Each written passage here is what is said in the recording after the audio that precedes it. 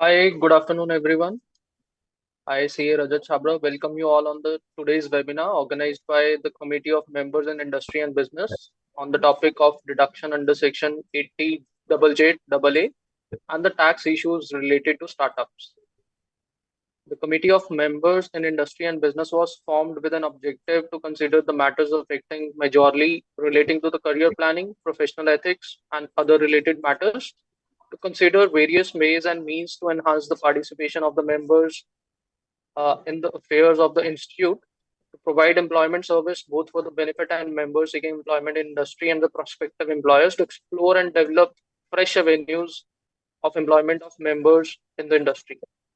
Further, I would like to thank CA Dheeraj Khandelwalji, who is the chairman of CMIB, for organizing this webinar, and his contribution in the areas of public finance, startups, and MSME, banking sector, insurance sector are remarkable.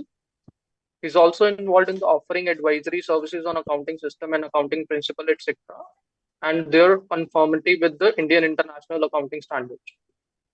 Also, I would like to thank CA Sanjeev Kumar Singhal Vice Chairman of CMIB. He's also the founder of the Chairman of Sustainability Reporting Standard Board, government nominee at the National Advisory Committee on the Accounting Standards, and contributed towards the resolving industry and the professional interest issues. Also, he has won various awards like International Standards of Accounting and Reporting for getting the highest marks in the world across the globe, and the NIRC Best Faculty Award. So now, without ado, I would introduce our guest speaker of today, Mr. Nand Kishorji. So he is a professional with Deloitte for more than 25 years in tax and regulatory side. He has been a member of the Central Council of ICAI for two terms from 2015 to 21. Also, he was member of several committees during that period. So before handing over to Nand Kishore I would request all the participants to park your queries in the Q&A session. So we'll take the queries at the end of the session. So handing over to you, sir, and we can start the presentation. Thank you, Rajat, for the kind introduction and also the mention of the various objectives of the Committee for Members in Industry. So I think when when I was contacted by Mr. Khandelwal and Mr. Sanjeev Singhal, I think the idea was I mentioned that there are certain sections which are very important even for members in industry, especially in given that there have been so many shared service centers which have been increasing in the country, and how they could benefit from the tax deduction for employment. It's not only shared service centers, all businesses which are looking at new employees is are eligible to this incentive, as we will see.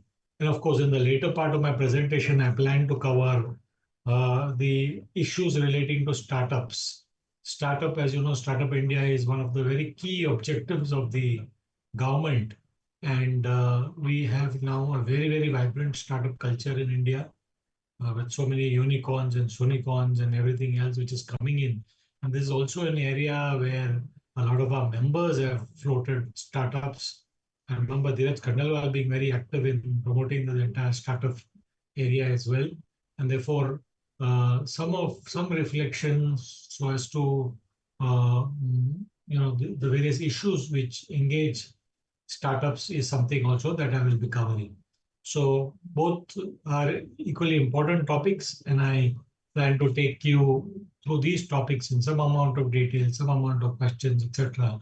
And as then Rajat mentioned, we will be happy to address questions towards the end if there are any specific questions as such. So let me start with sharing.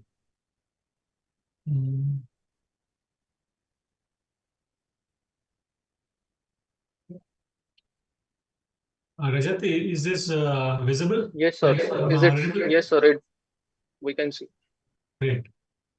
So, as I mentioned, the objective of this particular webinar is really to look at two important issues which are really engaging a lot of industries, especially those industries which have the potential for high employment generation. And that is something that the government also is very keen to kind of encourage. Because as you know, one of the biggest challenges that is facing India is this entire aspect of job creation. In the current budget, that is in the Finance Act bill, sorry, Finance Bill 2024, in the budget, our Finance Minister Srimati Nirmala Sitharaman mentioned also a couple of other incentives which will be put in place in order to encourage new employment. And therefore, the focus of the government is very clear that they will have to look at the new employment being generated, and that is an issue, as I said, which is of prime importance. Also, startups is an area where, if you look at India and in places like probably Bangalore, there are so many startups which have floated in recent times. I think a lot of us have been beneficiaries of the great work done by these startups, whether it is Swiggy, Zomato, etc., whoever it is, Uber, which is a established startup from outside India, many startups in India. And I think, therefore, places like Bangalore and others have probably are second in number to the Silicon Valley, which boasts of the maximum amount of startups. So, a huge startup culture emerging in all parts of the country, whether Bangalore, Delhi, Gurgaon, Noida, whether Hyderabad, Chennai, Mumbai, etc., everywhere.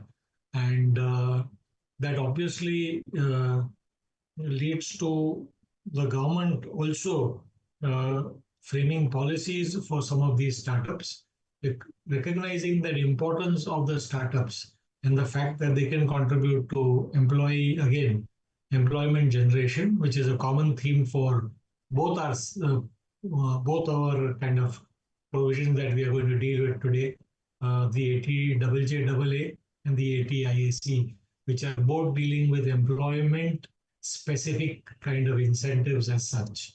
Right?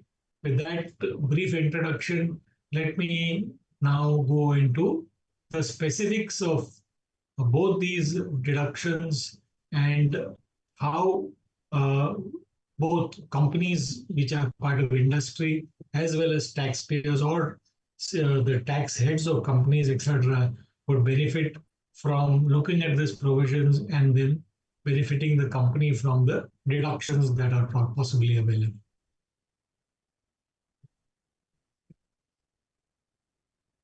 Yeah. So, what are the deductions under uh, uh, deduction under section JJAA, as I mentioned, is really a deduction in respect of employment for new employees. And the whole emphasis on this section is how to give a deduction to a company which has got the potential to employ new people and therefore will be given a deduction for employing additional people in their particular business as such. So this is a deduction which is available to all taxpayers or to assessees to whom the provisions of tax audit of 44AB apply. So it is pretty widely worded and covers within ambits all kinds of businesses. ATJJA, when it first started, was applicable only to manufacturing and some select kind of entities. From there, in 2016, which is the current avatar or the current version of ATJJA, it has been extended, as I said, to all businesses as such where tax audit applies and where there is profits in business. I think, therefore, there is ample scope for all businesses to look at this carefully and to see whether they are eligible to claim deduction. Now, what is a deduction? A deduction which is allowed is 30% of the additional employee cost for 3 assessment years, including the assessment year in which the employment is provided. So, if a business has employed people and based on the additional employees, as we will see in detail, and the additional employee cost, 30% of that additional employee cost will be allowed each assessment year, so that a total of 90% of the cost will be allowed in 3 successive assessment years for the employer on the basis of these additional employees that he has hired. Uh, so the section defines certain terms or certain has certain definitions which are important to look at. The first one is the additional employee cost, because the entire reduction is 30% of the additional employee cost, and therefore one has to look at that that definition very carefully. As I mentioned here, it means the total emoluments which have been paid or payable to additional employees who have been employed during the year. Uh, Additional employees are in turn defined as an employee who has been employed during the year and whose employment has the effect of increasing the total number of employees employed as on the last date of the previous year. So very important to look at number of people who have been employed during the year, and the net summation should be that there should be an increase in the number of people as compared to the number of people employed on the last date of the preceding year. So that is extremely important. An additional employee will, however, in order to be eligible for this deduction, it is only employees who have monthly emoluments of uh, who have employment monthly emoluments of less than 25,000. So it does not include people who have monthly emoluments of more than 25,000 rupees. So this is basically for low paid employees, I would say, if you look at the general context. But there are, of course, many businesses where there are people who are employed whose total monthly emoluments may be less than 25,000 rupees per month. And therefore, this is something that can certainly be considered. It also does not include an employee, doesn't include an employee from whom the entire contribution is paid by the government of India, and in terms of the Pradhan Mantri, that Rozgar Yojana as such, under the notified employee pension scheme. And third, an employee who has been employed for less than 240 days. So if an employee is less than 240 days during the year, the employer, then he will not be considered as an eligible employee. So in order to repeat, eligible employee means one whose monthly emoluments are less than 25,000 rupees, someone whose contribution is not paid by the GUI, and third, someone who's been employed for more than 240 days. However, in relation to business of manufacturing or apparel or footwear or leather products, there is a concession given in terms of the days employed of the employee, and the 240 days threshold is brought down to 150 days in case of such taxpayers or assessees who are engaged in the business of manufacturing or apparel, footwear, or leather products. Having seen what an employee and who an eligible employee is, now let us go back to the additional employee cost, because as I mentioned, that the 30% of the additional employee cost is allowed as a deduction. So the emoluments paid on the 30% of the eligible employees will therefore be have to be reckoned or calculated. We will come to some practical examples or workings that I have given in the subsequent slides to see how this actually works. But for the time being, let's only focus on the definition. The important point to observe is that an additional employee cost will be deemed to be nil or shall be nil in case of an existing business. So if there are two businesses, one is a new business and two which is an existing business. In case of an existing business which is already existing, the deduction will be nil if there has been no increase in the number of employees from the total number of employees on the last date of the preceding year. So say suppose on the last day of the preceding year, there were 100 employees, and for this particular year, if your number of employees by a whole process of hiring, but if there has been attrition, etc., and the number of employees becomes 99, that means there has been no increase of employees that you have had, and therefore in that case, your deduction will not be available, even if you have hired some employees during the year, because of the fact that the net number of employees have decreased during the year, have not increased. Also, the emoluments which are to be paid have to be paid by way of an account paid check or a bank draft or prescribed in the electronic mode. So some amount of ensuring that these are not paid in cash and paid by or banking channels as such. In the first year of business, there will be many taxpayers who would have a first year of business. So first year of business, whatever the emoluments paid, obviously that is to be considered as the additional employee cost because you're starting from a threshold of nil. So from nil to whatever the emoluments which have been paid or paid to employees during the year will be considered as the additional employee cost as such. Now, there is also a concept of a deemed additional employee. Take, for example, an employee was employed in year one by an employer, but he did not satisfy the condition of the 240 days or the 150 days that I spoke about earlier. 150 was, as you know, relaxed for manufacturing and the leather industry, etc., apparel industry. And in in that case, there is a little bit of a concession given that he will be deemed to be employed in year two, provided that the condition of 240 or 150 days is satisfied in year two. So suppose if somebody has been employed in the middle of the year or the later part of the year, it's not possible for him to complete the 240 days or the 150 days. That a continuous period of 240 days, if it is completed, or not a continuous period, but a total period of 240 days completed in the next year or year two, then in that particular year, he shall be deemed to be employed. So the section gives a little bit of a forward push to people who did not get the deduction in year one, but complete the condition in year two as such.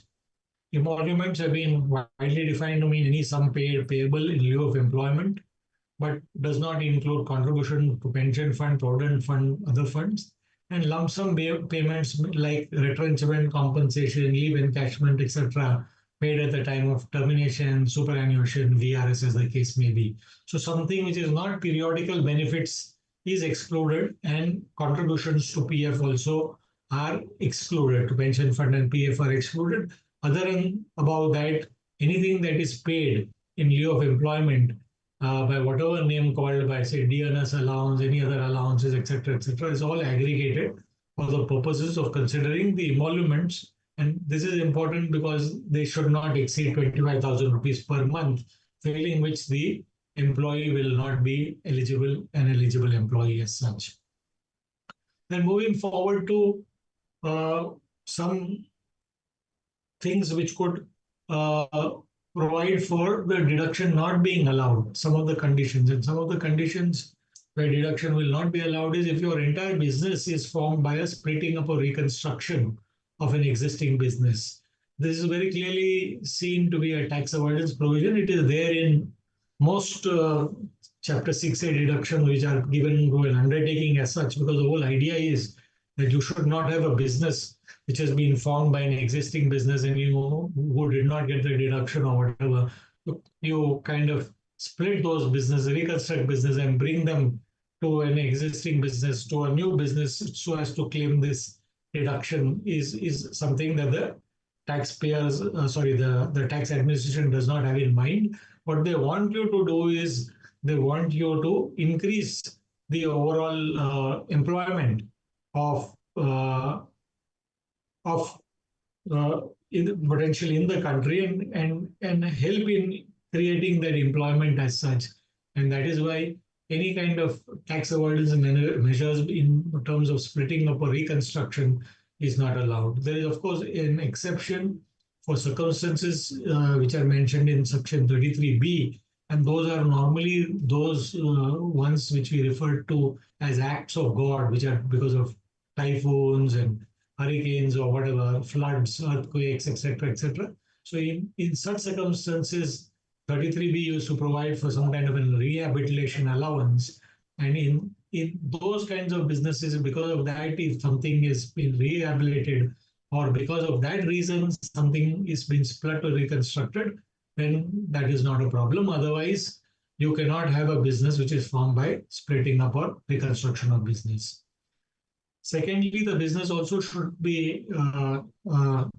uh, should not be formed as a result of transfer from any other person or as a result of a business reorganization, because this is also another way by which taxpayers could otherwise circumvent the provisions or claim a deduction by simply merging or acquiring some other businesses and and conducting business reorganization to so as to benefit from the from the benefit as provided in the section as such.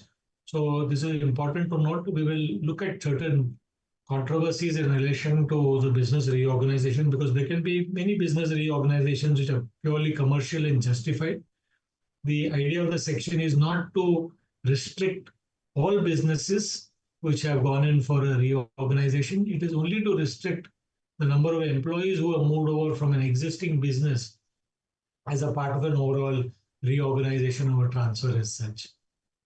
And finally, because the legislature is giving an important deduction, which is a part of Chapter 6A, 80JJAA, there is a requirement of a chartered accountant certifying in Form 10DA, and it is provided that this has to be filed 1 month before the prior due date for filing the return as such. So it is important to for the return to before the return of Form 10DA to be filed, and the 10DA is a certificate by a chartered accountant certifying the deduction that has been claimed by the taxpayer. So this is also an important provision. Now, having looked at the provisions in great detail, now let us move quickly to some of the workings in relation to the section and how this section works and some of the issues around the section as such. So in terms of a repetition of the earlier slide that we saw, this is just a pictorial kind of a chart which shows you how to look at the section. If the employees were hired during the year, right, the new employees, first of all, question to be asked is has employment resulted in net increase? If yes, then the deduction should be eligible. If no, then there is no deduction under JJJAA. Whether emoluments were paid by electronic or a check mode, as I said, by banking channels. If not, not eligible. It is important for the employees to be employed for a minimum of 240 or 150 days. 150 days, as we saw, was the relaxation granted for people in the manufacturing of garments and leather and apparel, etc., in that industry as such. Next is whether the emoluments paid are less than 25,000 rupees per month, because if emoluments are more than 25,000 rupees, then you would not qualify. And we also made a mention of the employee who participates in the recognized provident fund or pension, which is not, and the contribution is not borne by the government per se. If you satisfy, however, all these other conditions, then you can certainly claim deduction under 80JJAA. Now, this is a computation, an illustrative computation of how the entire particular section works. So here we have two situations. Situation A is business A and situation B is business B.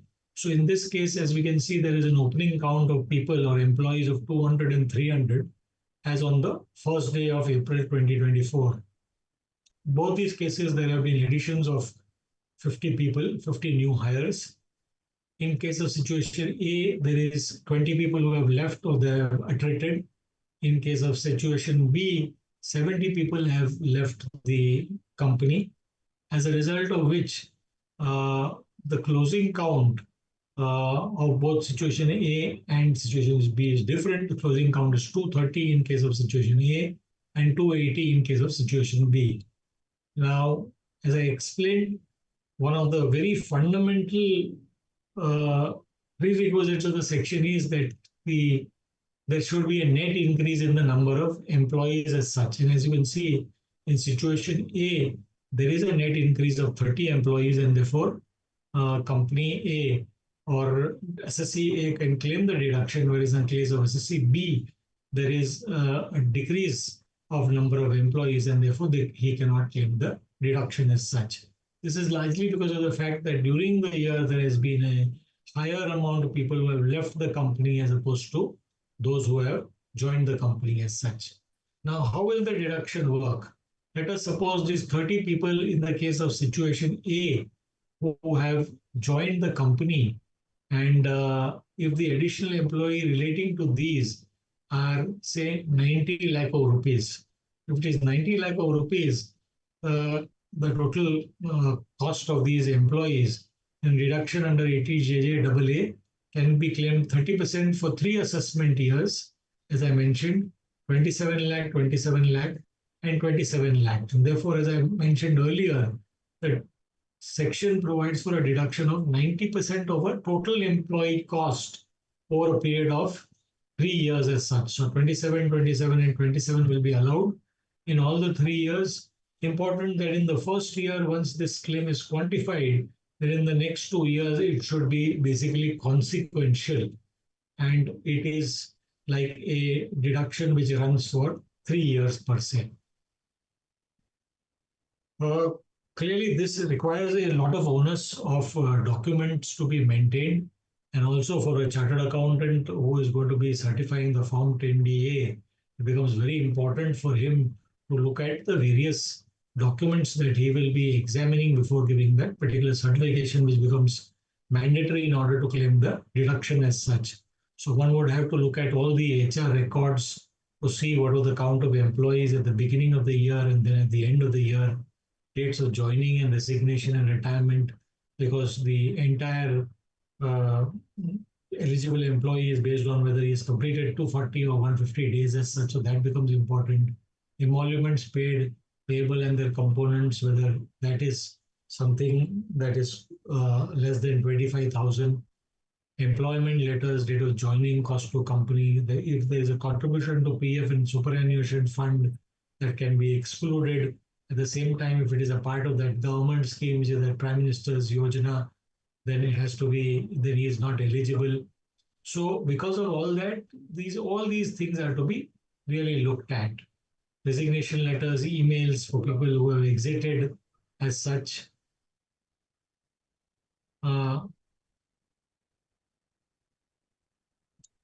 so PF workings and payment challans again, to look at what the situation is in relation to whether he is an eligible employee or not. And finally, the evidence of payment, salary payments of prescribed modes, because as I explained earlier, one of the very important things is to see that it is through a banking channel, so through electronic modes, by account pay, checks, etc. So all that is important. And then it would be also important to verify or cross-verify the payments with the monthly payroll record to see that a person is eligible or not. Now, this onus is both on the company and on the auditor. And I think it is very important for the auditor to look at this very carefully. In a recent case of NAFRA, in the case of a particular services company, what NAFRA did was that they imposed a penalty of 50 lakh rupees on the chartered accountant who was certified in Form 10DA, because they noted that as per the NAFRA order, I'm not, I don't have any knowledge, but as per the NAFRA order, it was alleged that he had not cross-verified the number of people, he had not looked at the employment letters, he had not looked at the working properly, and a lot of allegations were made by NAFRA in relation to 10DA, given that this was a servicing company, a staffing services company, which had employed a large number of people and which had made a huge claim. The NAFRA therefore computed a penalty to the extent of 50 lakh of rupees, which is kind of unprecedented. And for NAFRA to suo moto pick this up and to have imposed this penalty, I think it's been challenged. So there are uh, views that whether NAFRA could actually do this and pick up this particular case for examination and whether they had the authority to do so or not. And I think that matter is pending in court. But having said that, I think it only shows that the regulator is getting extremely vigilant. And therefore, it is very important for a chartered accountant to look at all these and to have, most important, to keep working records, because even if you have looked at it, you will have to prove that you have a documentation to show that one has looked at all these records before computing that deduction or certification under 80JJAA. So this is something which is very important. So some of the people who are from the practicing side who are looking at it, I think this is something which is very important and one has to be very careful. Now, based on that, let us look at some of the issues which have arisen in relation to the claim of 80JJAA. One of the first issues which has come up time and again is whether this deduction is available to an assessee who is engaged in profession. As we saw, the whole emphasis of the section is that this is available to a business. So is a business a profession, a business or not? And for all these issues that I have raised, there is a respective slide as well. So we will cover all those in great detail. Further, first of all, the amount of deduction once determined in year one can be claimed pro rata in years 2 and 3 without revisiting the eligibility based on the number of days of employment to claim deduction in year 2 or 3. That means in 1 year, if your deduction has been quantified, then in year 2 and year 3, do you again have to look at eligibility, or is it just a carry forward of the uh, first deduction of the first year as such? Then is there a need in case there are no additional employees, whether Form 10D is required to be filed for claiming balance pro rata deduction of earlier years? Basically, in year one, there is additional employees and you have made a claim. So 30% you claimed in the year, you filed a Form 10DA. In year 2 and year 3, you don't have additional employees and therefore there is no claim for 10DA for those two, sorry, there is no claim under 80JJA for that those respective assessment years. But will you still require to file a Form 10DA in respect of the two-third and the 3/3 part of the reduction in the first year? I think that's the controversy. Is it necessary then for an employee to be present as on the last date of the previous year in which he is first employed, even if he has otherwise completed 240 days of employment during the year? So, because how do you really compare, right? When you compare to the net increase of employees at a particular period, it has to be on the basis of the last day of the previous year, or if he is there for 240 days, it does not really matter whether he is allowed on the last day of the previous year or not. So, that is also something which has cropped up as an issue. Then what happens in the case of an amalgamation and a merger? Because most large companies which are acquisited, these days people do not grow organically. They very often grow inorganically and they seek to acquire by in terms of merger, amalgamation or acquisition, etc. businesses. So can the resultant entity at least claim the deduction in respect of the employees hired whether prior to the appointed date or after the appointed date? And how will it impact that entire claim of theirs? Finally, can a deduction be claimed if it is not claimed during the process of the ITR, that 1 day, 1 month before the ITR is specified? Can it then be claimed during the course of assessment proceedings? And what are the judicial precedents have to say on that? That is something also that we will look at. Let's first go to the first topic, which is a deduction which is available to professionals. Now, as we saw, the deduction is available to any SSC to whom the provisions of 44AB apply and who's eligible, whose profits and who has profits and gains which is derived from business. In the case of course, in the case of a profession, you have income from profits or business as such is computed as such, but professionals and is always very professional is very different from a businessman is what we have always heard. Section 236 defines what is a profession. It means a profession including a vocation. On the other hand, section 213, which defines business, includes any trade, commerce, or manufacture, or any adventure or concern in the nature of trade, commerce, or manufacture.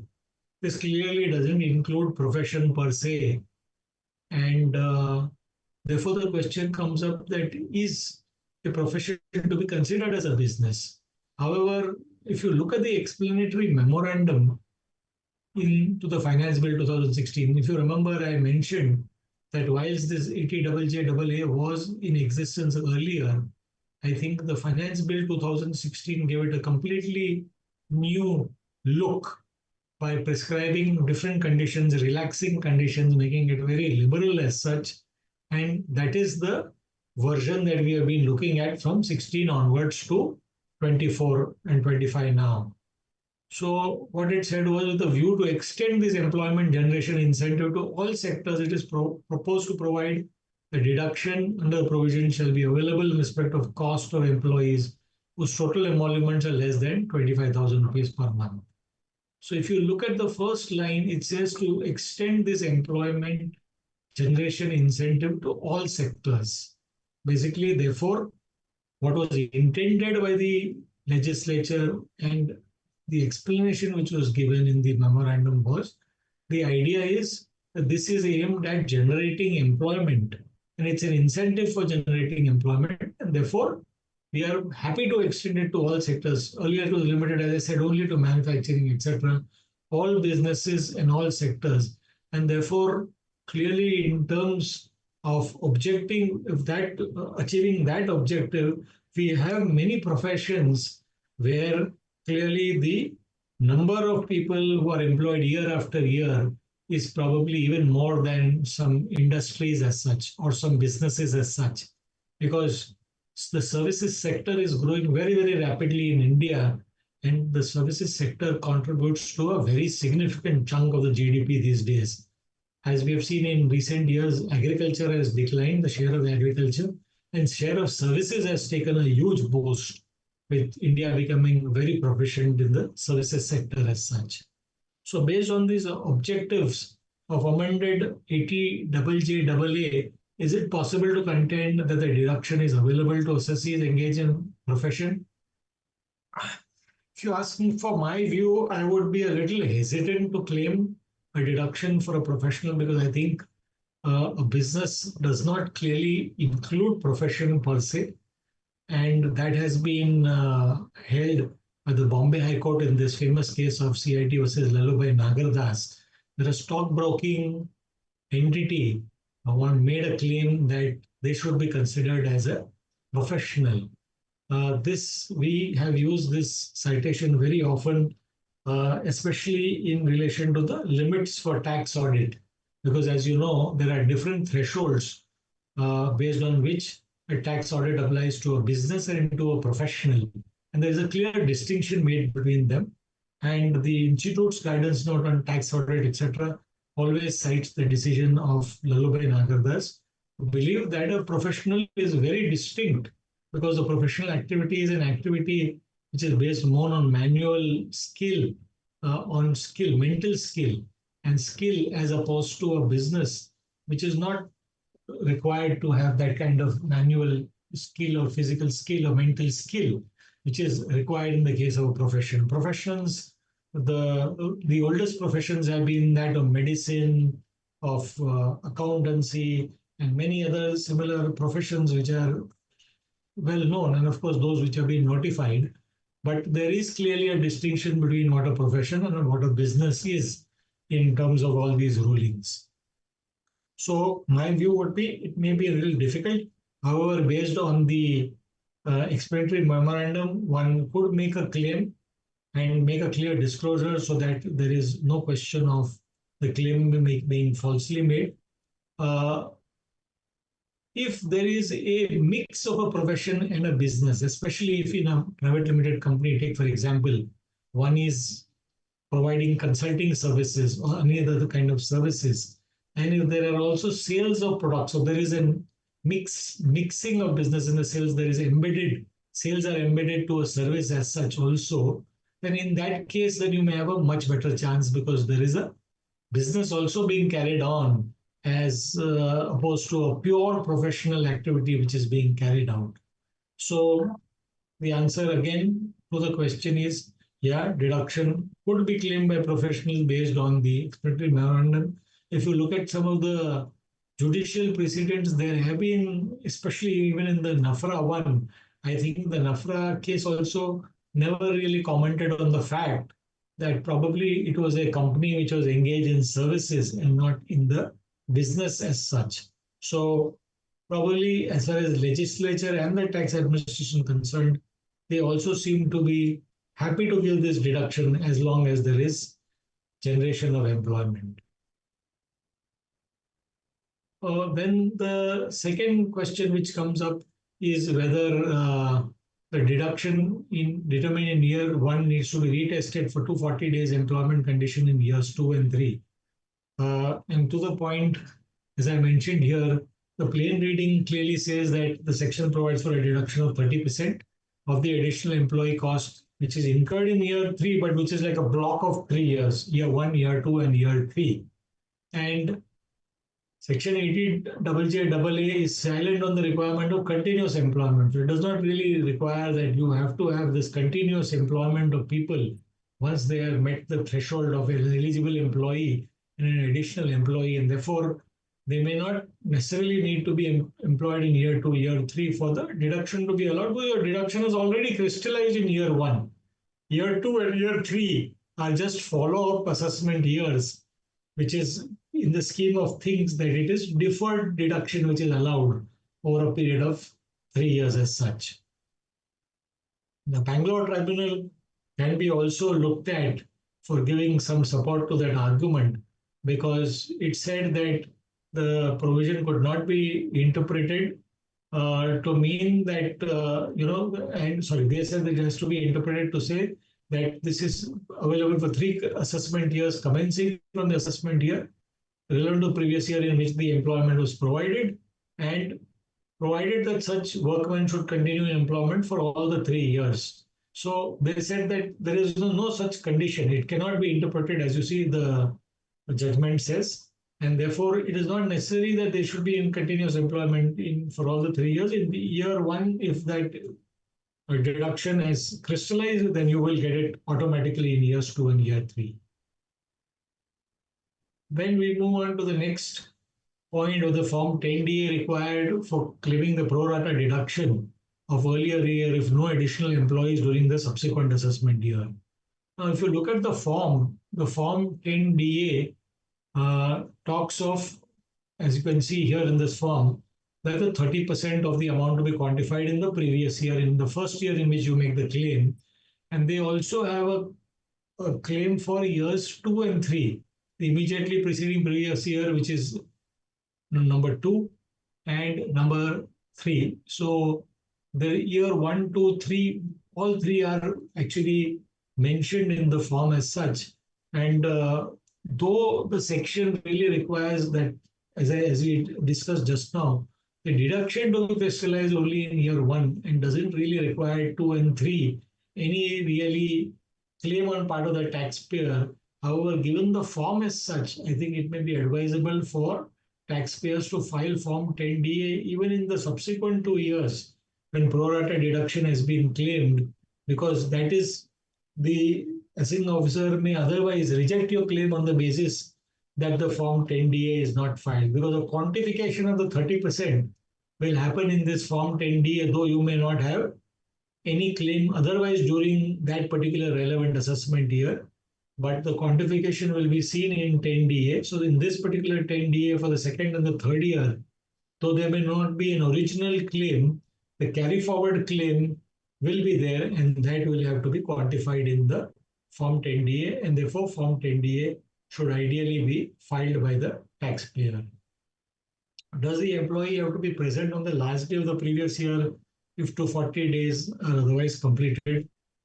If you look at the wordings of the section only talks about a newly hired employee who has to be employed for 240 days during the year, and his employment results in an increase in employment number of employees on the last day of the previous year. So there is a comparison which is kind of contemplated last day of the previous year to last day of the previous year, and therefore technically the 240 days, it is not really, once we complete this 240 days, the last day of the previous year, it is not probably contemplated as such. But if you know, otherwise the section will become a little unworkable, because you will have to compare your number of employees on at a particular date.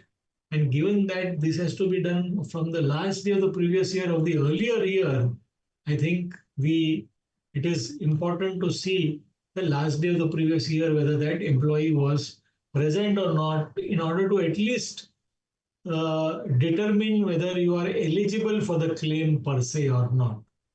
You see, Form 10DA, the earlier 10DA required that the number of employees on the last day of the earlier year, that is, say, take for example, 31st March 2023 and 31st March 2024 to be compared to see whether there is a net increase in the employees or not. However, now in 2019, that seems to have been dropped. So is that a deliberate omission so as to make the form in accordance with the intention of the section, is something which is not very clear, but certainly one can take a cue from that Form 10DA as such. Then what happens in the case of an amalgamation or a merger? Uh, as you know, in the case of an amalgamation or merger, there is an amalgamating entity, there is an amalgamated entity. Amalgamating comes and merges with the amalgamated entity. And the question is, can a resultant company claim deduction pertaining to employees of the amalgamating company? So, take for example, company ABC, which is the amalgamating company, and XYZ, which is the amalgamated company.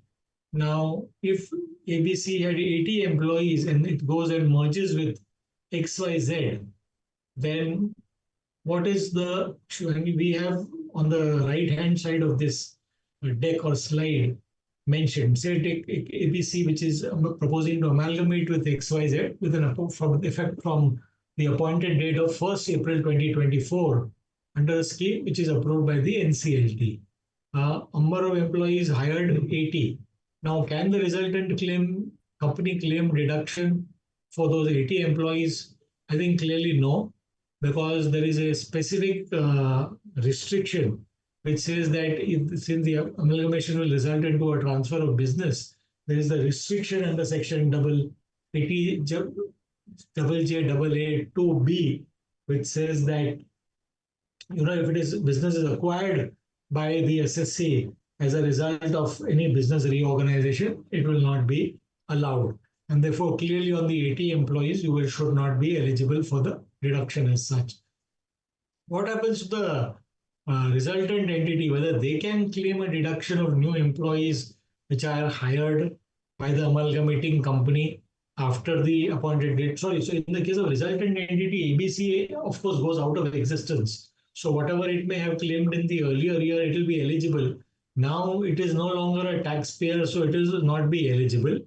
However, what about the XYZ Limited? So XYZ has got people. It has got 80 people from ABC. It has its own people.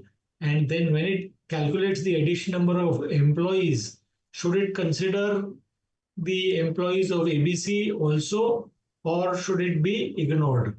I think, in keeping with the intention of the section, that the deduction should not be allowed for the businesses acquired, I think the people who come in from ABC should be ignored, and those people should not be considered for the purposes of PTJJAA. Will the proposed amalgamation impact the existing deduction claimed by the resultant entity? Let's suppose that the XYZ already had some number of people and now they are hiring additional people. Can they claim a deduction based on the number of people that they earlier had and the number of people that they are hiring? Certainly, according to me, there should not be any restriction on XYZ, because XYZ was an entity. We have already excluded the employees who were actually acquired and were pertaining to business ABC. So there should not be a problem on the claim of XYZ in making the claim for the deduction as far as 80JJAA is concerned.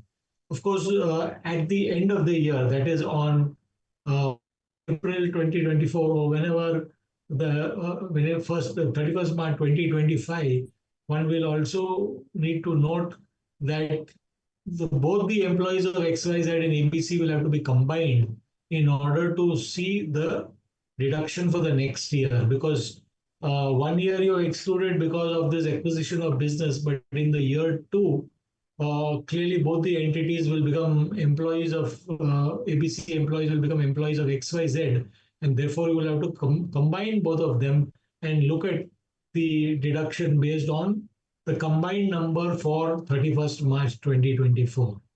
So that is important. This is a little complex, but I think this is a reasonable construction which is based on the provisions of the section. That is the objective, that is the 80 employees which have been excluded because of a specific mention of the section. However, we have to give effect to the additional employees own which have been hired by XYZ on its own, and they should not suffer from the deduction.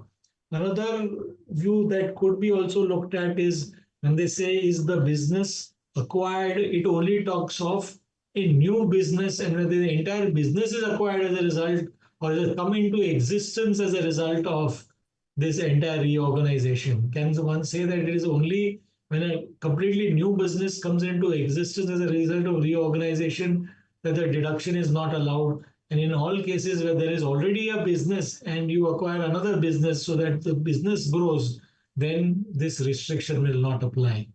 But I think the construction that we have placed, I think, will be a little more conservative and a better view based on the wordings of the section as such.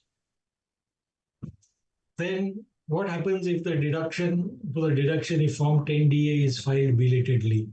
Uh, as we saw, sometimes Form 10DA is could be filed belatedly and not within the due date of the filing of the return. Uh, Importantly to note here that the SSC has made a claim in the return as such, so the claim has not been missed out. However, the Form 10DA has been filed belatedly for whatever reason. Maybe accounts or not of the employment records, as we saw, need to be exhaustively looked at different angles. And suppose if that was not made available, deduction was made on the basis of the taxpayer and on the records which were there, but they were not made available for verification by the auditor. And for some reason, Form 10DA was kind of delayed. So in that connection, we have a few precedents which seem to kind of condone the delay and say that maybe because it's a procedural provision, the 10DA, because the claim was already made by the SSC in the return. However, tax audit and not it was not reported in tax audit, and the 10DA was also not filed. But the Delhi tribunal as well as the Ahmedabad tribunal have said that if that was made available before the assessment order was framed or in the course of assessment proceedings, then that should be sufficient reason for claiming the deduction, and the deduction should not be denied.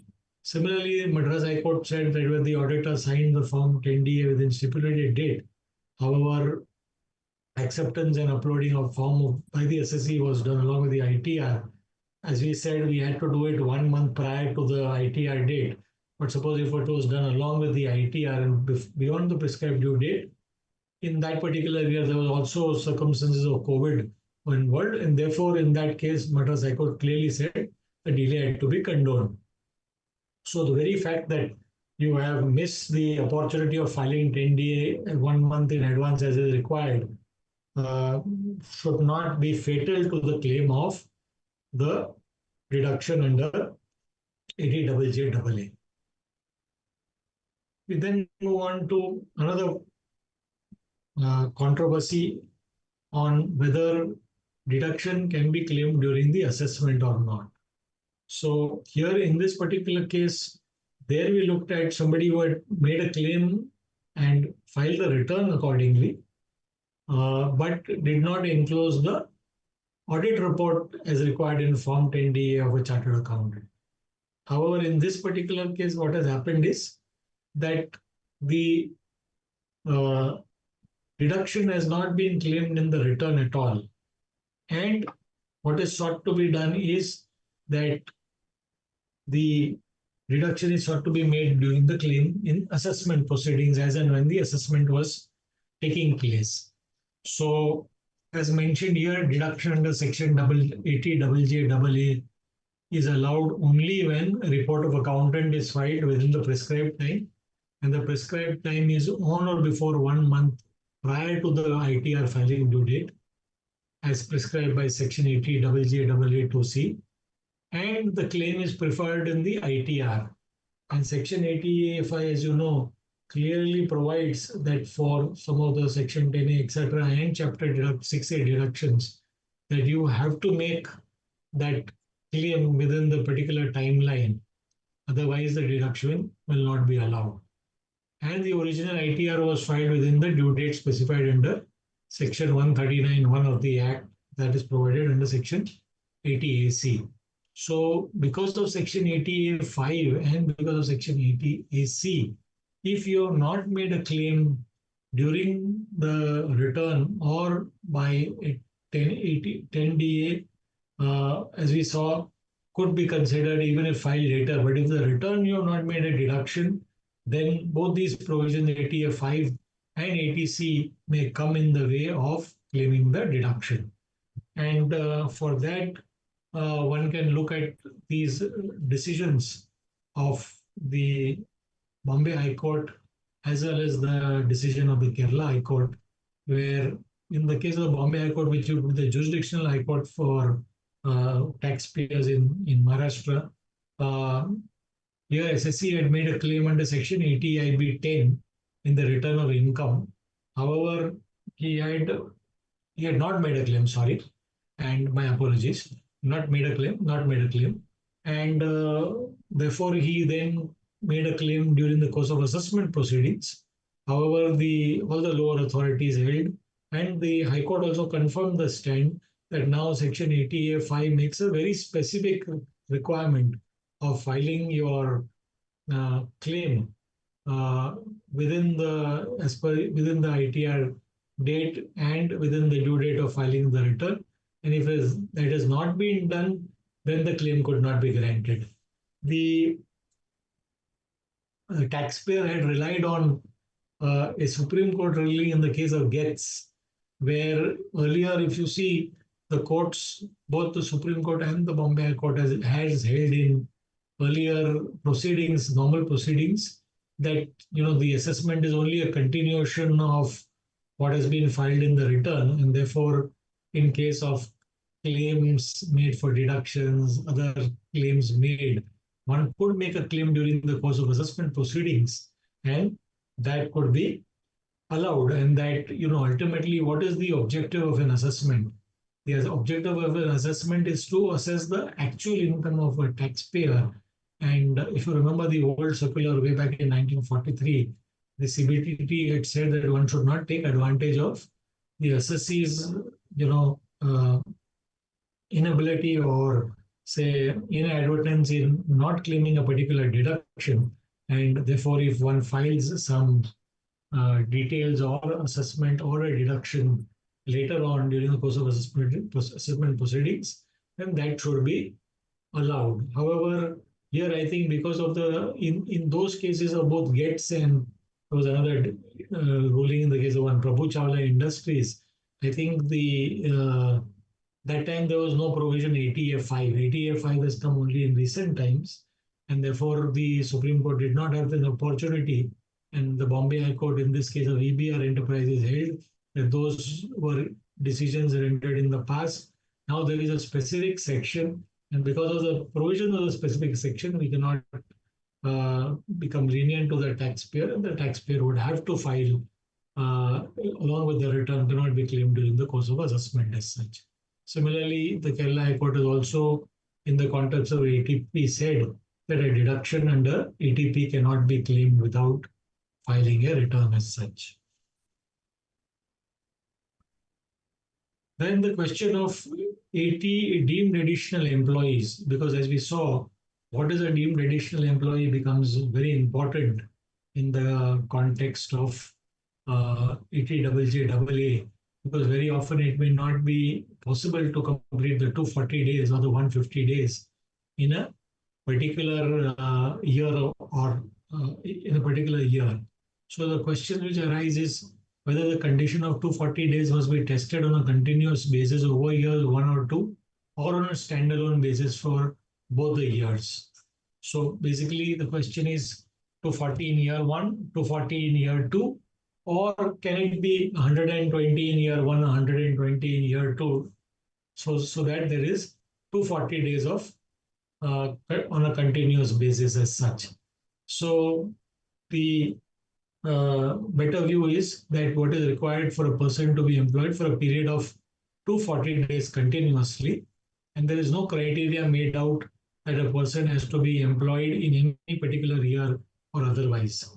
This has also been this view is kind of confirmed by the decision of the Karnataka High Court in the case of Texas Instruments, wherein in the context of the earlier section, the Karnataka High Court said when it was 300 days were required continuous, they said that the 300 days need not be continuous.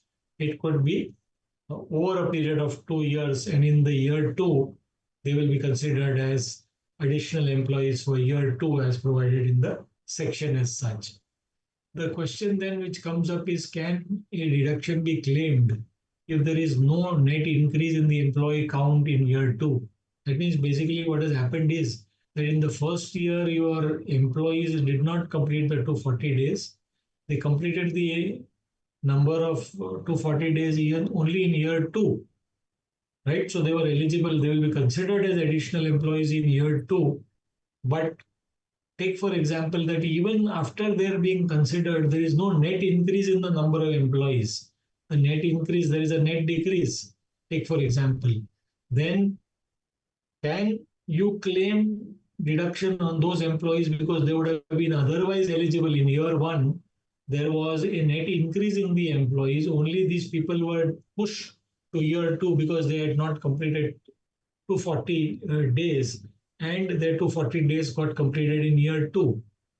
So there, I would believe that it may not be possible because the definition of additional employee costs, which overrides everything else, and which is the basis of the deduction, says that in case of an existing business, the said cost shall be nil if there is no increase in the number of employees from total number of employees employed as the last day of the preceding year. So if there is finally at the end of the day, there is no net increase, then even if you were to get, say, an additional number of employees who are pushed to year two, and they are treated as additional employees, they qualify as additional eligible employees. But if in the main provision there is a net decrease, you will not get the benefit of the additional emoluments on their salaries as such. The third point which comes up is whether deduction is to be based on net increase of year one or year two. And the answer is year one, because the arithmetic of computation, as we mentioned earlier, once if that condition is satisfied, then for the next 2 years, you will get in the subsequent years, and you only have to meet the condition of 240 days in year two as such. And your deduction will be based on the net increase of year one as such. So with that, I think we have exhaustively dealt with the various provisions of Section 80 JJAA. I think now we move on to the next phase. So Rajat, are there questions, or do we want to take questions now, or maybe at the end of the entire presentation? So, sir, we can take at the end of the presentation. As of now, I think no messages are there on the chat Okay, box. So perfect. we'll wait. Yeah. I hope, Rajat, that the fluency and this thing is clear. The voice is audible, the audible, right? Yes, sir. Yes, sir. It's all right. Okay, great. Thank you. So now let's move on to issues on startup taxation. Uh, as you know, in the case of any startup, there are different cycles which are normally involved. Uh, I think it all germinates with an idea. A startup, as they say, the whole concept of an idea. And I think the idea also, what is very important in relation to the idea is, as we have seen for very successful startups, is a pain point. if there is a pain point in relation to whatever it is, so suppose there was a pain point that I'm not getting any vehicle or the taxis or the rickshaws in Mumbai, for example, very difficult to get from one place to another place. So the question of a cab aggregator came in, and people like Uber or Ola and others came in and addressed that particular pain point through which you could go to a service provider, and the service provider will help you to move from one place, transport you from one place to another, like any other cab, but with a much better convenience as such. And that is why they have become so very popular. So they address the pain point. Similarly, what does Swiggy and Zomato do? Swiggy and Zomato also addresses a pain point. And the whole pain point was that you went to a restaurant, you want to go to different restaurants, you want to be spoiled by choice, spoiled of choice. But whatever, say, suppose in a family, there are always disagreements in relation to what cuisine they should eat. Somebody likes Chinese, somebody may like, the seniors may like it, elders may like traditional home cooked kind of food or North Indian food or Indian food, and somebody may like the Mexican food or whatever it is. Uh, and that is what people like Zomato and Swiggy have addressed, where they can bring you different restaurants under one roof, and it comes by way of a parcel and delivery to your home. They become so popular that if you see a lot of brick and mortar stores now it's become difficult, and most of them survive on the basis of Swiggy and other business as such. Similarly, even deliveries, and these days people don't want to really go and stock themselves in the kitchen as such, because with Swiggy, Instamart, or a Zepto or a Blinkit, you get provisions within half an hour. So why would they want to stock things? Because within 15-20 minutes or half an hour, you have the provisions which are available. I've seen my wife even for breakfast. She orders things at the right last moment, and it is out there. When sometimes we would be, otherwise earlier days you would be wondering, what would you have for breakfast? There is, say, suppose a thing is not there, kachcha poha is not there, or whatever. Just order it from one of these startups, and it comes over in no time.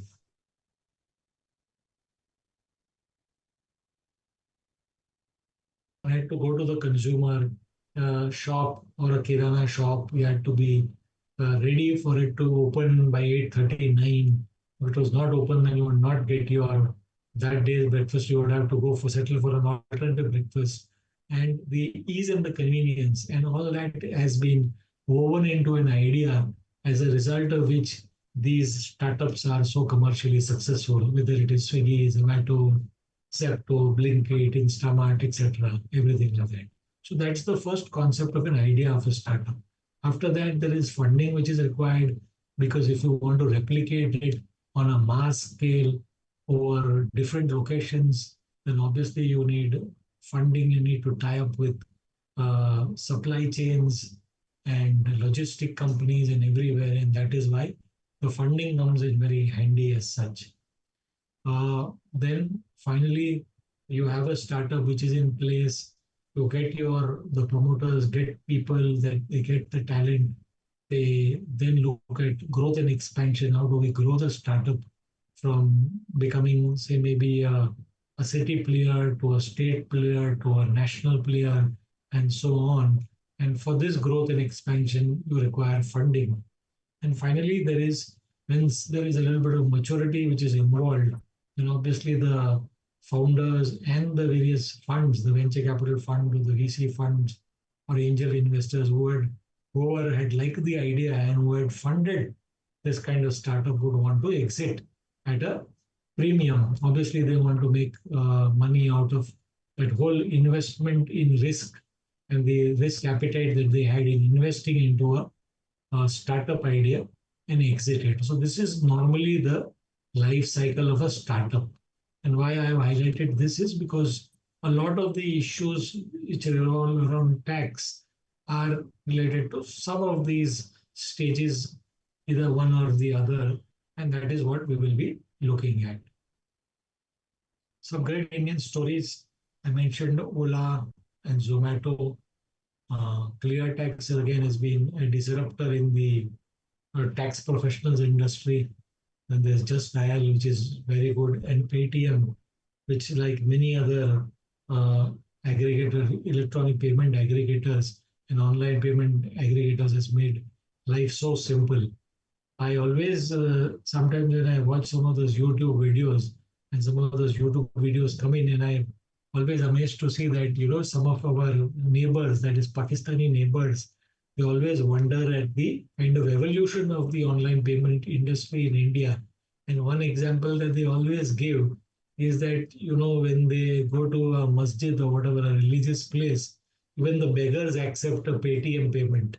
So they are really amazed at the kind of UPI payments and the online payments that have evolved in India, and they are completely at awe about how this has all happened. So clearly, some great Indian success stories which have happened across sectors, whether healthcare, transport, education, edtech, quick commerce, Zepto, something we mentioned, and this is really happened because India never lacks in entrepreneurial talent. We have got a lot of entrepreneurial talent.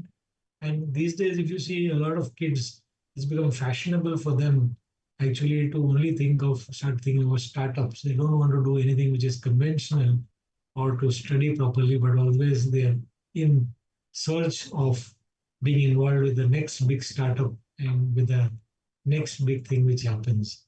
As you can often know that sometimes, of course, startups can stories can turn sour, as with a very important kind of an educational startup which was also sponsoring the Indian cricket team. But has it fallen into bad days since then? So it is not always hunky dory at a startup. Out of the several hundreds of startups, it is a few, one or two, which really become big and become extremely successful as such. But of course, the returns are phenomenal for the founders, the returns are phenomenal for investors, and that's why investors are very, very interested in this space. Startup India initiative, which has been launched by the government, clearly recognizing that this is an area which can lead to significant employment. Also, it is a great way to um, it is a great way to enable entrepreneurship culture within India, and build a strong system for innovation and entrepreneurship. So, what is the whole Startup India initiative about? One, it's about simplification and holding. That means as less procedure as possible. No inspector cell certification is something that they would want to. Then there is a particular Startup India hub which seeks to provide advice. Of course, we have always seen that government initiatives often fall way woefully short compared to many of our young people and the entrepreneurs who are looking at a much faster pace of growth as such. Legal support and fast tracking of patents, relaxed norms of public procurement for startups, and faster exit for startups. Because whole idea is, how do you, as you said, how do you from the idea to the conception to the funding to the startup? How do you look at an exit and an IPO so that all the players who have invested in the startup get their due return as such? Then there is the funding that we spoke of, which is important. Funding requires regulatory support so that the people who invest in the startups can be appropriately incentivized. And then there is also the industry academia partnership and incubation. And most of the IITs these days have become big incubation centers because there are people who are strong technical skills who will test an idea to see whether it would be scalable and to the extent which is so required. And you need a third party to actually vet your idea and to see whether it will make commercial sense, because some ideas may look very great on paper, but it has to be ultimately tested. And who better than academia to do this part for you and to help you incubate the entire project as such. These are some data points or statistics. More than 1 lakh startups which have been recognized by the Department of Industrial Promotion, DPIT. 1,46,000 on 29 August 2024. At an average, they say that there are about 80 startups which are being recognized. Employment of about 12.42 lakhs being generated. Very small numbers compared to our population, of course. But as they keep growing, and the fact that they come into being at very quickly, uh, therefore holds a potential for further employment. Many startups have a one woman director which helps in this entire diversity initiative and including women in the workforce. As I mentioned earlier, top 5 states with highest startups: Karnataka, clearly Bangalore, you can see many of them, Delhi also, Gurgaon and Noida. Uttar Pradesh here is a little bit of a surprise to me, but Gujarat, Maharashtra, yes, they would be. But these states have some of the highest recognized startups. Top three industries with the highest recognized startups are IT services. There are many startups which have now started providing uh, different things as a service. So software as a service, something as a service, and therefore services is really booming as such. Healthcare also is uh, is is booming, and you have hundreds of startups which are looking at this entire aspect of providing a doctor on call or medical services on call and aggregating medical service providers with people who want an immediate view on a particular ailment as such. There are also many startups in relation to this entire availability of medicines and part of healthcare as such that that can be delivered to the consumer at his doorsteps as such. And then, of course, edutech startups, whereby which we give an example, Physics Wala, many others, where one can now sit at home and acquire an education if required, or get to know about a particular subject and get education as such. Uh, Changemaker industry is the fastest growing rate of recognized startups, waste management, toys and games. So these are also have certainly attracted a lot of attention. A lot of startups are looking at emerging areas like sustainability, climate change, and saying what they can do in order to address some of them. As I said, every great startup comes based on a pain point or an idea which is impacting either the economy, the government, consumers, individuals, etc. And it is aimed at addressing that pain point based on which the startup's success is so determined. Now, moving on to the tax provisions, after having looked at what startups really mean, let's come to the tax provisions. The tax exemption under Section 80 IAC is available to an eligible startup. Now, who is an eligible startup? Eligible startup means a company or an LLP who is incorporated after 1st of April 2016, but before 1st April 2025. So any person who has been incorporated within that time period is so eligible. This is till 2025, but I'm sure that in next year's budget, the finance minister will extend this tax holiday by a further period of 3 years, as has been happening.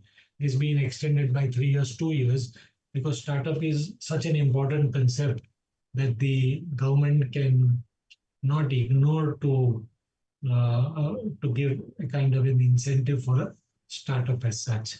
Having a total business turnover not exceeding 100 crores in the relevant period previous year for which the deduction is claimed. And third, and the most important, and which has proved to be one of the biggest stumbling blocks for a lot of startups, is that it has to hold a certificate of eligible business from the interministerial board certification. This interministerial board certification has been one of the biggest roadblocks as far as tax exemption for startups are concerned. Now, what is a tax holiday period? The tax holiday period is 3 consecutive years out of 10 years beginning from the year of incorporation. So, like in the case of the various tax holidays which are available to infrastructure companies and other companies, there is a choice of 3 consecutive years out of a block of 10 years, which can be so claimed depending upon the losses and the holidays. Because in the initial years, you may have losses normally, and the year that you become profitable, then in the later years, you may so select those 3 consecutive years. And very typically, one sees that, okay, look, if a startup has not been successful for many years, then they would ideally claim this in the last 3 years of their 10 years, because by that period, hopefully, they would have become successful as such. The deduction, what is the deduction? Deduction is 100% of the profits derived by an eligible startup from an eligible business for 3 consecutive years. So 3 out of the 10 we saw. So 3 years, full tax holiday of 100% is so allowed. But now it is only restricted to whatever is the profits derived by an eligible startup from an eligible business. We've already seen what an eligible startup is. Now let us look at what an eligible business means. An eligible business is defined as a business which is carried out by an eligible startup. We saw that already, which is engaged in innovation, development, or improvement of products or processes or services, or a scalable business model with a high potential of employment generation or wealth creation. So, for you to be an eligible business, you will have to qualify in one of these. That means it should be something which is engaged in an innovative innovation or innovative idea, in development or an improvement of a product or a service. Or finally, it should have the potential to generate a lot of employment. So this should be a scalable business model with the potential to have high employment generation or wealth creation, because many startups would probably lead to a lot of entrepreneurs who are, who can do probably a business on their own, and it could lead to a huge amount of individuals being carrying on their own business, and that is also something that is covered within the eligible business. What are the applicable conditions? Again, it should not be formed by splitting or reconstruction. We saw that in 80JJAA, that these are tax avoidance provisions. Nobody wants you to split an existing business, move people from out of there, and take the business and claim again tax holiday on something which is old recycled business as such, by putting on a new hat of a startup as such. Except in the case of 33BB, which 33B, which are basically acts of God, as I explained, earthquake, fires, cyclone, etc., such circumstances which was not properly foreseen. And in such cases, there is an exception, otherwise, splitting or reconstruction of business will not be allowed. What are the issues? Definition of startup as per Section 80 IAC. The entity should be incorporated as could be a company or an LLP. As per startup as defined by the Department of Industrial Promotion, it can be incorporated as a private company, as a partnership firm, or an LLP. So partnership firm is not covered under 80IC as such in the DPID. Then in the date of incorporation, there is, of course, DPIT is the industrial promotion, so they are not really concerned with the tax deduction. Therefore, it is much more widely worded as far as the DPIT notification is concerned. However, when it comes to startup as per ATIC, there is a particular window, and the window, as we saw, is 16, but before 1st April 2025, hopefully it will get extended, as we have been saying, till 23, then till 25, then maybe 28, 27, as the case may be. In the case of a startup, as per the DPIT notification, there was no certificate which is required, no certificate is required from any authority to get a startup eligibility. Whereas for getting an ATIAC deduction, it is very important to get a certificate of eligible business from the Interministerial Board of Certification. So that is very important. And under the Income Tax Act, largely the definition under 80 IAC also applies for 54 GB, for the ESOP relaxations, and for Section 79. So everywhere that same thread has been kept, and therefore the certificate of IMB becomes very important as far as the section is concerned. In practice, whereas while the DPIT, as I mentioned, has recognized nearly 1.46 lakh startups, only 412 have been recognized and have been granted the IMB certificate. So there is a huge difference between the DPITs which were recognized by ministry and by the interministerial board, which obviously looks at it very strictly to see whether it is within the eligible business of innovation, product development, employment potential generation, etc., etc. Therefore, it has been a demand of all the startup industries that there has to be a relaxation to obtain the IMB certificate. Otherwise, this entire tax holiday of startups is more or less an illusion, because as we see, if only 412 out of the 1 lakh 46 have got it, then it is as good as a very small percentage getting less than 10%, not less than 10% is even if for so 146 lakh, right? So 14,600 becomes 10%, and 1,400 becomes 1%. So less than 1% getting the benefit of the deduction as such. So there has been a long-standing uh, demand of the startup industry that should be a relaxation in order to obtain the IMB certificate. And some other issues in relation to ESOP taxation. What happens normally in the case of startup is that a startup is someone who has got a limited budget, as we saw. They have an idea, they have a limited budget. They're normally waiting for funding to come in from venture capitalists or from private equity or from angel investors, etc. And therefore, they cannot really provide very high packages for salaries as opposed to established players in the industry as such. And therefore, ESOPs are used very regularly in order to motivate talent. And a lot of youngsters, as you've seen these days, they prefer to join startups because the whole idea is, if the idea is great, then they can make very significant money in the years to come. So whether it is a Paytm, which people joined and they got ESOPs, and when it listed at a very significant price, and they made their monies out of the listing, etc. But for that pool of talent, nowadays an ESOP is become a very lucrative incentive, because otherwise, as I said, salaries are not very high. They cannot afford to pay very high salaries till they are properly funded. Once funded, they can offer you the moon, but not before they are funded. Until such time, ESOPs are issued to motivate talent, and people also join on the basis of ESOPs because it's a quick way to make significant money depending upon the potential success of the startup as such. As you know, normally in case of ESOPs, what happens is that there could be a grant or an issue of an ESOP, then an exercise of an ESOP, and finally the sale of the ESOP. The taxability of ESOP happens at the time of allotment of shares. However, at that point of time, you are taxed as a perquisite based on the difference in the price of the market value as well as the price at which you are offered that particular ESOP.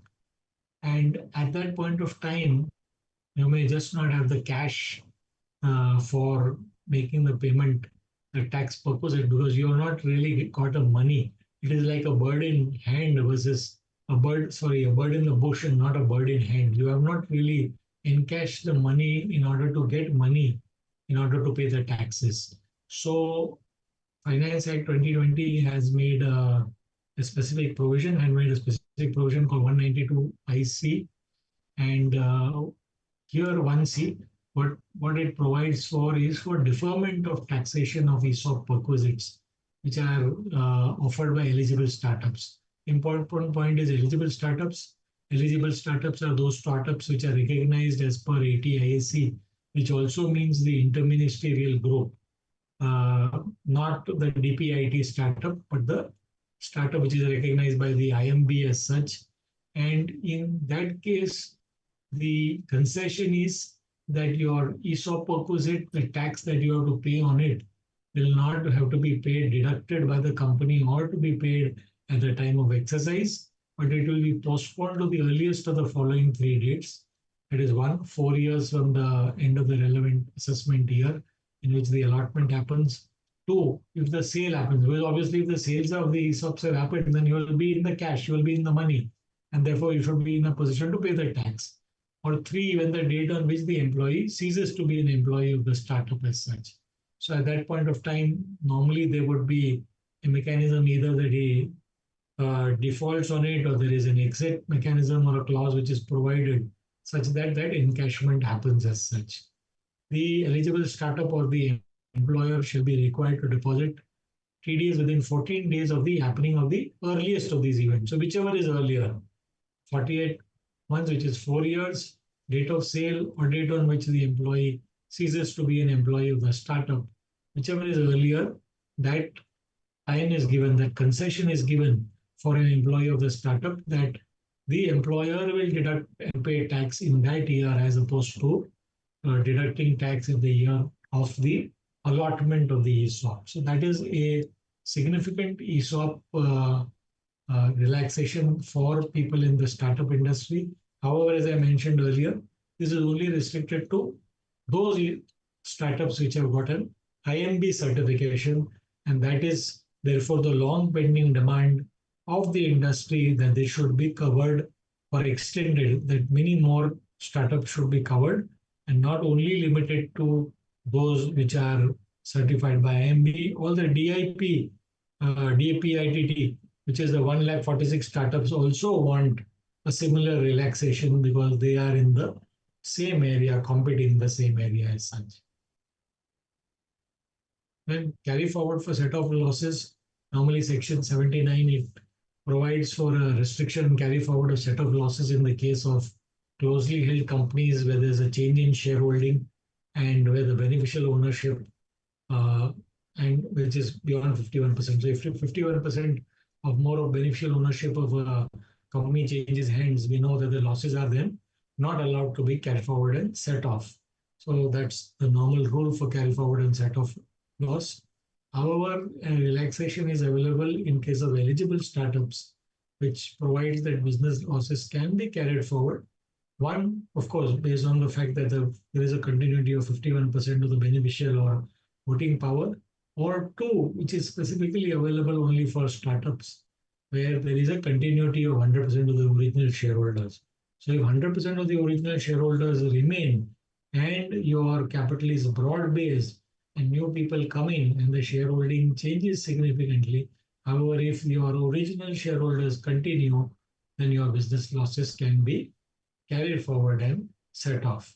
So this is an important relaxation for employees of for the promoters of a startup because their company in which they are going to attract, say, investment or funding.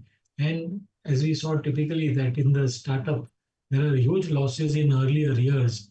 Those losses will be available for set off going forward and will not be lost. Just like your ATIAC deduction, which is available for a period of 3 years out of a total window of 10 years after incorporation, that relaxation for carry forward is also applicable to losses for the first 10 years from the incorporation and not later than that. That is a sufficient period of time because within which the startup should ordinarily become profitable. And one should not be keeping on making losses on the belief that this is a concept and which will improve. I still remember that in the old days of the IT boom, there were many companies where companies which were in the business of internet and having a website and portal which was new, companies like Rediff and others, many others, similar competitors, they used to enjoy a huge premium on the Nasdaq, and the greater the number of losses they made, the greater the value of the price, because it was believed that they are investing in that they will make significant profits in the long run. But probably they did not materialize as much because there was so much of competition. So obviously, beyond a particular period, there has to be a payback which has to start coming in before the startup is considered worthwhile. What about provisions of the minimum alternate tax or 115JB? Now, the difficulty is that there is no concession for eligible startups which enjoy a tax holiday. So on one hand, you will have a when you come back to profit, you will have a 3 year tax holiday. However, there is no specific exemption which is available to a startup per se, and therefore, what will happen is that the MAT liability will add up to the already stressed cash flows. So this is one point that the startup industry has been making, that in at least in the years of the 3 years in which we are getting a tax holiday, let the tax holiday be complete. Because on one hand, you are giving us a holiday, with the left hand, you're giving us a holiday, with the right hand, you're taking away a part of the tax holiday in the form of minimum alternate tax. And this was recognized by the finance minister in the budget 2017 speech. However, she said that it was not practical, and MAT credit can be, I don't know whether it was he or she, it could have been Mr. Jetli also. However, with effect from April 2018, one thing that they gave as a concession was that MAT credit could be carried forward for a period of 15 years as opposed to 10 years, providing for partial kind of relaxation on the amount of taxes which have been paid under MAT. And there is a thin capitalization provision which applies. Basically, thin capitalization applies in order to deny, uh, you know, interest based on very, very heavily geared companies where the debt is very, very significant. So if the debt is very, very significant, what happens is that you can get a huge interest break for deduction on any kind of loan or debenture, etc., with the result that the tax profits are significantly reduced. And a lot of people were using convertible debentures, etc., in order to reduce the overall profits with a view to uh, pay lower taxes as such. Now, in foreign countries, there was always this concept of thin capitalization, where there was a certain restriction on the amount of interest that can be allowed as a deduction based on the total borrowings. And you could not have, say, a, a debt equity ratio, an equity debt ratio of say 1 is to 100 or 100 is to a 1 and things like that. There was debt equity ratios also which are normally put in place. However, because of this section 94B, now we also have provisions of uh, of thin capitalization, and thin capitalization up to a crore rupees and more. If there is any interest which is paid, then that will not be allowed as a deduction and will be carried forward. And it will be carried forward for 8 subsequent years, and deduction and therefore will be allowed subsequently. So this what this does is that for people who have venture capital funding in the form of debentures, etc., if there is heavy interest gearing, then they may have a problem on the loss making startup, because the losses may not be finally allowed as a deduction because of the interest, and there is no specific exemption which is given to startup as such. Then another point which there is always a little controversy as far as startups and other companies are concerned is in relation to earnout payments.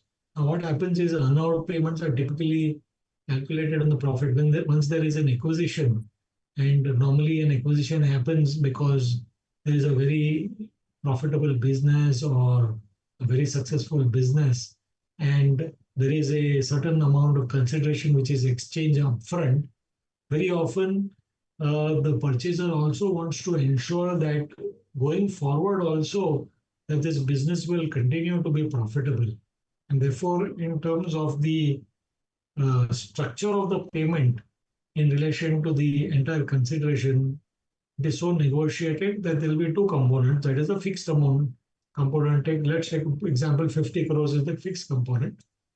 And then the balance consideration is based on a formula, a performance based formula, which is contingent. That means if a certain amount of EBITDA is achieved in the particular following years, then there will be a further sweetener or incentive which is given to the sellers or the promoters who had sold the business, thereby ensuring that if going forward also the business continues successfully, then they will get additional payments of money. And it could be either that the promoter is requested to continue with the company, or promoters make an exit but continue to hold some percentage of shares in the company, and the majority is granted to the purchaser, but those people continue to have a stake. And in the as far as the stake is concerned, both for the old, also the consideration is viewed as a component of like a bonus or an incentive based on the formula for profits. If a particular EBITDA is achieved, then they are given additional consideration in respect of the shares that they sold earlier.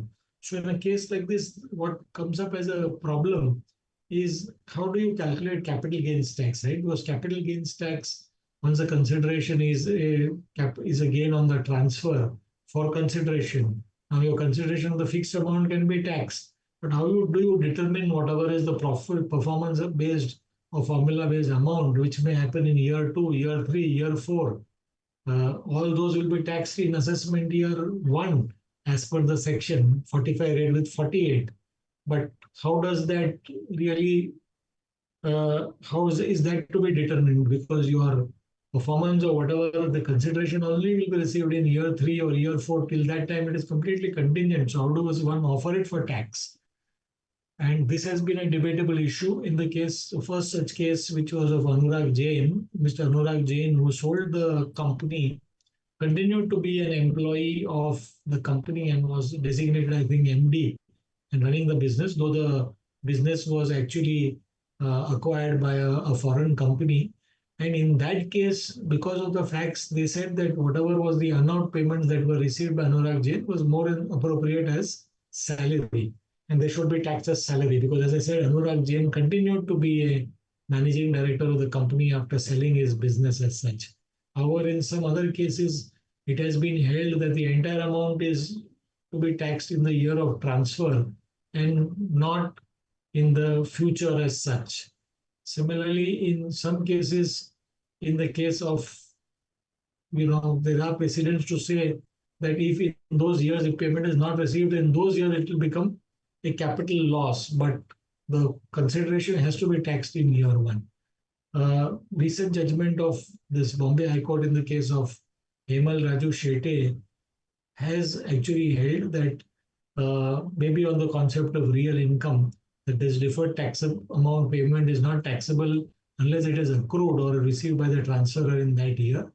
And therefore, it should be taxed only in the respective year, three or four, as the case may be. And that seems to be a much more logical view in as opposed to all being taxed in year one as such. Maybe taxable under the capital gains only, but taxable in year three or year four, as the case in whenever the unknown payments happen. So there is a need for clarity, because a lot of startups may exit and may continue to receive some of these unknown payments. And let's look at some of these amendments made by the Bill, Act now 24, which have a bearing on startups. One is, first we had the angel tax, which was a tax which was imposed under Section 56 27B, where a company would receive a premium on which is much higher than the fair value of the shares. So that was being taxed as income in the hands of the company. Then, first, this was not applicable to non-residents, and two, many startups were affected, because what used to happen is that in the case of a startup, as we saw, the startup is based on an entire premise of an idea which will succeed in the time to come. So unless and until that, uh, so there are investors who are ready to pay based on the future success of that idea, and therefore, ideally, it attracts a huge premium based on whatever is the potential cash flows which will accrue in the future. Today, if you look at the company and its earnings, and if you look at the net assets value, all the earning methods, the value of the shares will be very, very insignificant because they will never have a track record of profits. As we saw, it will be mostly losses in the first few years. It will be all investment mode. But in future, there is an expected flow of profits, and as a result of which an investor is ready to pay. Now, if that is all to be taxed, just because the tax officer doesn't understand what is the valuation premium, that was creating a lot of problems for startups as such.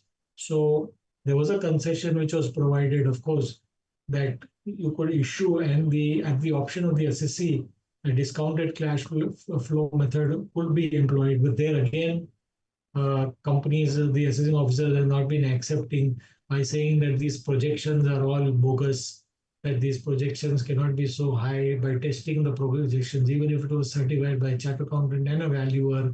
They were saying that they are not agreeable with the provisions of the valuation as such. So all these issues were on creating problem. In 2023, these provisions were extended to even money received from non-residents. Then in order to ensure that non-residents are not troubled, lots and lots of valuation methods were prescribed. Some exemptions were given for specific venture capital funds.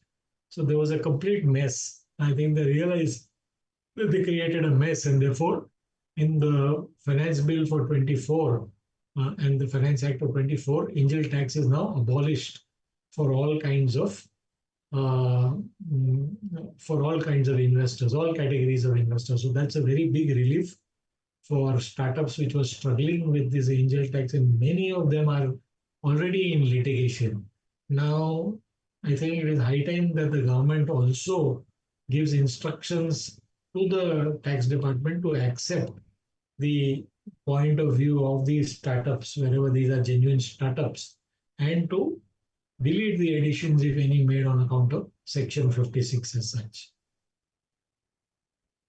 Equalization levy, which was a tax on payments made for e-commerce or e-commerce supply, etc., is not applicable now from 1st August 2024. Before that, what was happening was that a lot of these startups which used to use, electronic modes, etc., doing business, etc., would have to pay the the equalization levy, and in most cases, non-residents would pass the burden on to the resident investors, to the resident startups. They would say that we are not concerned; you have to bear the entire EQL, and as a result, that entire service would become the costly, whether it was for e-commerce supply or e-commerce service as such. So, abolition of equalization levy certainly helps to a certain extent for some of the startups. Finally, the capital gains regime has been simplified. Now, they could have both positive and negative benefits for the startup industry. One is that if you note that holding periods thresholds have been now rationalized. That is what the government and the finance ministry said, that we have done a complete simplification and a rationalization of the capital gains regime. That means for all, holding period is 12 months for all listed securities and equity oriented fund units, and it is 24 months for all other assets. For all other assets, therefore, it is 24 months. For listed securities, 12 months, etc. Earlier, there was a 12, 34, 36, 24, etc., etc. And there was all sorts of confusion. Now, the confusion has been reduced by making for two classes clearly. So, what will be the impact? Impact will be there will be many REIT investors, other investors. Now, their period of holding will be reduced to 12 months. Similarly, for unlisted bonds, unlisted debentures, etc., holding period reduces from 36 months to 24 months. For slump sale transactions, the period continues to be 36 months. Therefore, if there is a slump sale of a business, then it will be continuing to be 36 months in order to qualify as a long-term asset, otherwise not. Then on the capital gains tax rate, uh, again, there have been this we saw a lot of this was the most discussed provision in the Finance Act of 2025, and the long-term capital gain tax rate was reset from 10 to 12.5 for all assets. Now, from 10 to 20 for residents, it could be 10, it could be 20 for non-residents or 10%. And therefore, very often residents used to complain that non-residents are getting a better deal. They are also, in many cases, people were arguing that they will get the benefit of the foreign currency depreciation as well as the 10% rate. And whereas for the Indian residents, there could be either indexation or a 20% rate or a 10% rate, which is based on no indexation. So non-residents were certainly getting the better deal of the two. Similarly, short-term capital gains have been reset from 20%, from certain listed securities from 15%. So there is an increase. And the point to hit at these unlisted debentures, which is convertible, cumulative convertible debentures and all that, these will be treated as short-term capital gains, whatever be the holding period, which is taxable at applicable rates, only subject to the tax benefit. So because of these changes in capital gains tax rate, impact for the startups will be, first of all, there will be an increase in the tax rates for listed securities.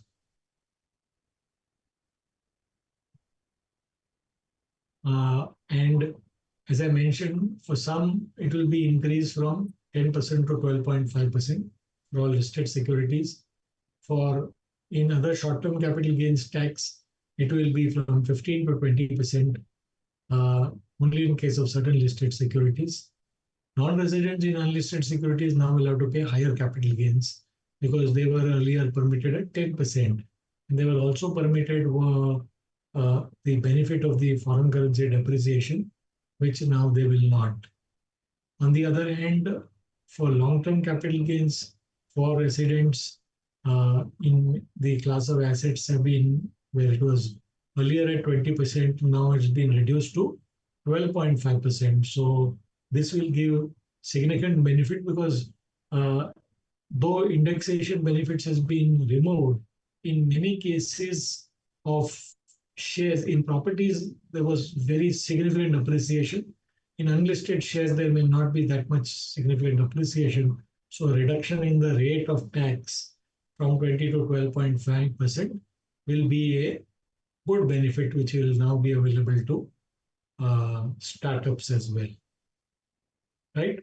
So as we see, so many changes in the finance bill which are impacting startups indirectly. But the most important one, of course, is the one on the angel tax, where otherwise, they would have to uh, take the onus of justifying what is the value of shares and then use a discounted cash flow method, get it certified by merchant banker, chartered accountant, etc. That would not be believed by the tax officer. There was so much of litigation happening, and a lot of problems that the startup would be continuously facing as a result of these issues, and which have been resolved once and for all by the Finance Act 2025. Though this was more or less, I think, what I had today for the day.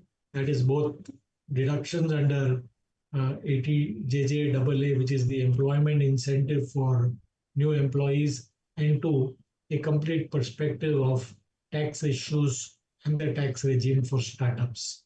With that, I think we have about 5 minutes left for the program, and I will hand it over to the moderator for his comments and for any questions that you may have. Thank you so much. Thank you, sir.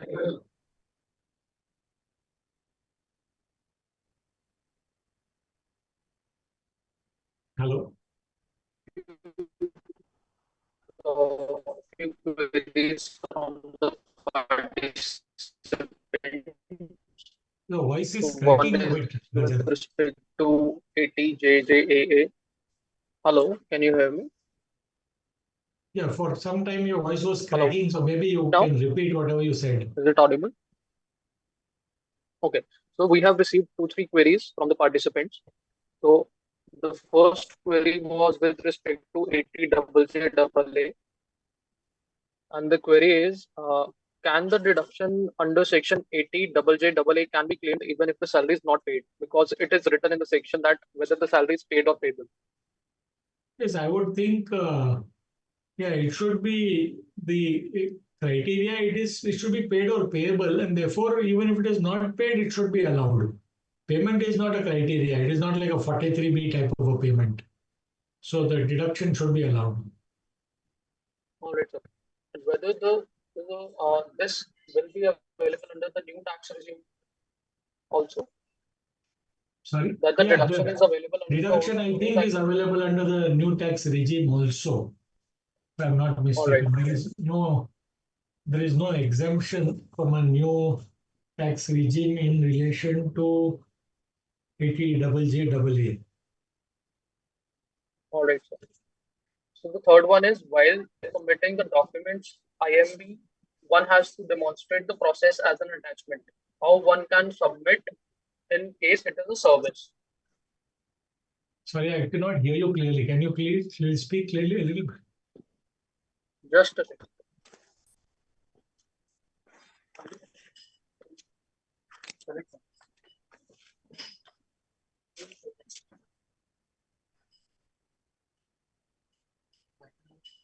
Hello?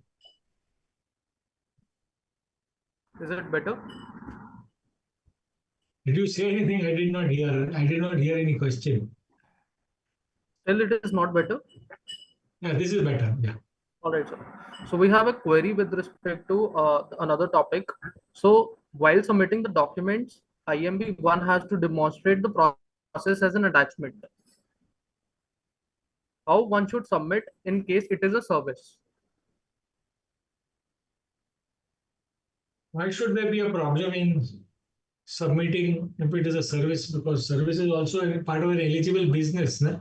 You only have to you have to kind of ensure that it is a service which is an eligible business in the sense that it is out of innovation or whatever else is the it is an eligible, let's say, innovation, process development, or employment protect, whatever it is. As long as those conditions are satisfied, there should be no problem. All right, sir. So, in case any member has any other query, so you can send us a message. So, as of now, sir, these were the only queries. Sure. So, I would Yeah, thank I think, you and we have for come such an also to the insightful and end of our yeah, session also. Time, yes. right. So, thank you so much for the valuable insights, and I think this would help the members in the navigating the complex issues. And I would request all the participants also. I would request on the behalf of the participants a very warm thanks to you for conducting and having this webinar. Thanks all and have a nice evening. Bye bye. Thank you. Bye bye.